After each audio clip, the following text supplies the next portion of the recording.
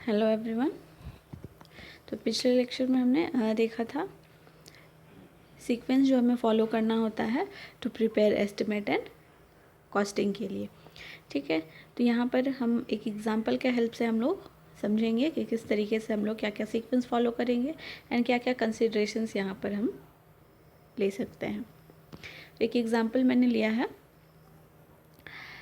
In a workshop 115 HP। ठीक है, एक 15 HP पावर का आपका एक मोटर है। ठीक है, 400 वोल्ट्स वोल्टेज रेटिंग है, 3 फेज़ मोटर होगा आपका, 50 हर्ट्ज पे ऑपरेट होगा। ठीक है, एंड इसको हमें इंस्टॉल करना है। ठीक है, किसी वर्कशॉप में। Prepare the estimate of the quantity of material required. तो हमें यहाँ पर क्या क्या एस्टिमेट करना है, जो जिन जिन क्वांटिटीज़ जिन जिन मटेरियल का यहाँ पर हमें रिक्वायरमेंट है उनका क्वांटिटी। ठीक है, एज वेल एज कॉस्ट हमें यहाँ पर उन मटेरियल्स का। ठीक है, एंड जो हम वायरिंग करेंगे उसका भी कॉस्ट हमें यहाँ पर इंक्लूड करना है। ठीक है, तो ये आपको एक प्लान दिया गया है, इलेक्ट्रिकल लेआउट या प्लान आपको दिया गया है उस वर्कशॉप का जहाँ पर आपको इस रेटिंग का मोटर इंस्टॉल करना है। ठीक है, तो यहाँ पर हम देख सकते हैं, यहाँ पर आपका मेन बोर्ड लगा हुआ है। ठीक है, जहाँ पर आपका मेन स्विच बोर्ड होगा, डिस्ट्रीब्यूशन बोर्ड होगा। ठीक है, यहाँ पर आप मेन बोर्ड हम यूज़ कर रहे हैं। ठीक है, ये वाला पार्ट आपका मोटर स्विच है। ठीक है, मोटर स्विच और स्टार्टर का पार्ट होगा। And this is motor foundation, that means कि इस बेस पे या जो आपका प्लिंथ होगा उसके ऊपर हम लोग मोटर को प्लेस करेंगे। ठीक है, आपका जो वर्कशॉप का लेंथ दिया हुआ है दैट इज़ 30 मीटर एंड आपको विड्थ दिया हुआ है 15 मीटर का। ठीक है, तो इस फ्लोर का प्लान दिया हुआ है, फ्लोर प्लान आपको दिया हुआ है एंड इस फ्लोर में आपको ये मोटर जो आपको गिवन रेटिंग्स का है उसको इंस्टॉल करना है। ठीक है, तो इसके लिए हम लोग क्या क्या मटेरियल हमें रिक्वायरमेंट होगा, इसका एस्टिमेट हमें तैयार करना है and as well as cost. तो सबसे पहले अगर हम स्कीमेटिक डायग्राम या फिर सिंगल लाइन डायग्राम से इस प्लान को अगर हम शो करना चाहें तो हम लोग इस तरीके से कर सकते हैं। ठीक है, हमने सिंगल लाइन डायग्राम पहले भी देखा था। तो सबसे पहले आपका जो मोटर होगा, कंप्लीट सेटअप होगा, ये मेन सप्लाई से कनेक्टेड होगा। ठीक है, और जो सप्लाई आ रहा होगा या इधर आप सिंगल फेज़ लेंगे, ठीक है, या फिर 3 फेज़ होगा। यहाँ पे हमने 3 फेज़ मोटर लिया है एग्जांपल में, तो आप 3 फेज़ सप्लाई लेंगे एंड 3 फेज़ सप्लाई से आप कनेक्ट करते हैं मेन स्विच को। ठीक है, आपका मेन बोर्ड होगा जहाँ पर मेन स्विचेस होगा, फ्यूज़ होगा, प्रोटेक्टिव डिवाइसेस होगा। ठीक है, तो हमने ये मेन स्विच बोर्ड यहाँ पर कनेक्ट किया है सप्लाई के साथ सीरीज़ में डायरेक्टली। ठीक है, नेक्स्ट इसमें से जो वायर आउटगोइंग होगा ये आपका इनकमिंग हो जाएगा मोटर फ्यूज़ यूनिट के लिए। ठीक है, स्विच और फ्यूज़ यूनिट जो होगा उसमें आप इसको कनेक्ट करेंगे एंड इसका जो आउटगोइंग होगा ये आपका स्टार्टर के साथ कनेक्ट होगा एंड स्टार्टर फिर आपका फाइनली मोटर के साथ कनेक्ट हो जाएगा। ठीक है, तो ये आप सिंगल लाइन डायग्राम से जिन जिन मटेरियल्स का यहाँ पर हमें रिक्वायरमेंट होने वाला है हम इनको सिंगल डायग्राम के हेल्प से यहाँ पर शो कर सकते हैं। ठीक है, तो सबसे पहले हमें करेंट रेटिंग फाइंड आउट करना होता है। ठीक है, हमने प्लान हमें गिवन है, प्लान एंड लेआउट के बाद हम size of wire find out करना चाहते हैं, तो उसके लिए हमें करेंट का रेटिंग फाइंड आउट करना होगा जो मैक्सिमम करेंट आपका मोटर ड्रॉ करेगा। ठीक है, तो सपोज अज्यूम करते हैं हम स्टैंडर्ड वैल्यू एफिशिएंसी की ले मोटर्स के। ठीक है, 35% होता है। पावर फैक्टर हम जनरल वैल्यू हम 0.86 कंसिडर करते हैं। ठीक है, यहाँ पर आपको वोल्टेज का वैल्यू दिया हुआ है, लाइन वोल्टेज।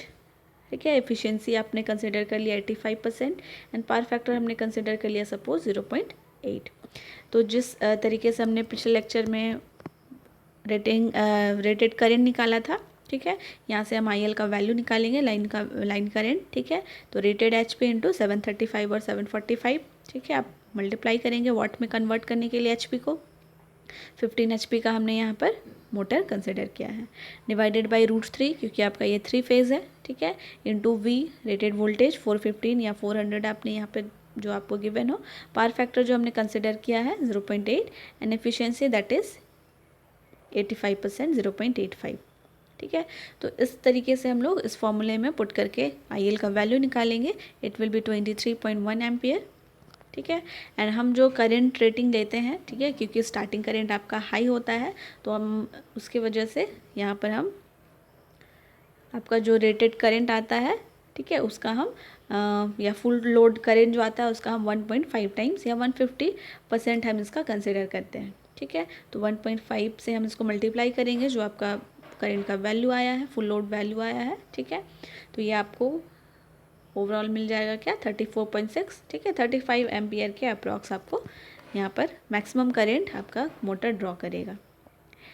ठीक है, तो इस तरीके से हमें करंट रेटिंग पता चल गया है। तो हम वायर टेबल से हम वहाँ से हम केबल फाइंड आउट कर लेंगे।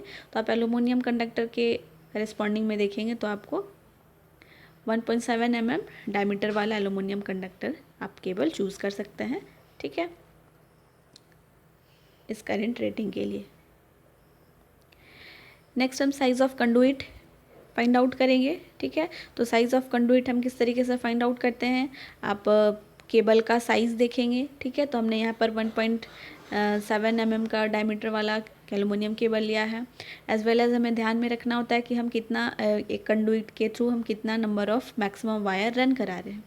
ठीक है, तो आप देखेंगे मेन बोर्ड से मोटर स्विच, ठीक है, and from motor switch to motor starter. ठीक है, सिंगल लाइन डायग्राम में आप मूव करेंगे तो स्विच बोर्ड से मोटर स्विच तक एंड मोटर स्विच से अगेन मोटर स्टार्टर तक हमें सिर्फ 3 वायर रन कराना है, यानी कि 3 फेज जो हम लेंगे वायर। ठीक है, तो वहाँ से आपका 3 वायर रन करेगा। तो इसके लिए हमें डिफरेंट साइज़ का कंडुइट का रिक्वायरमेंट होगा।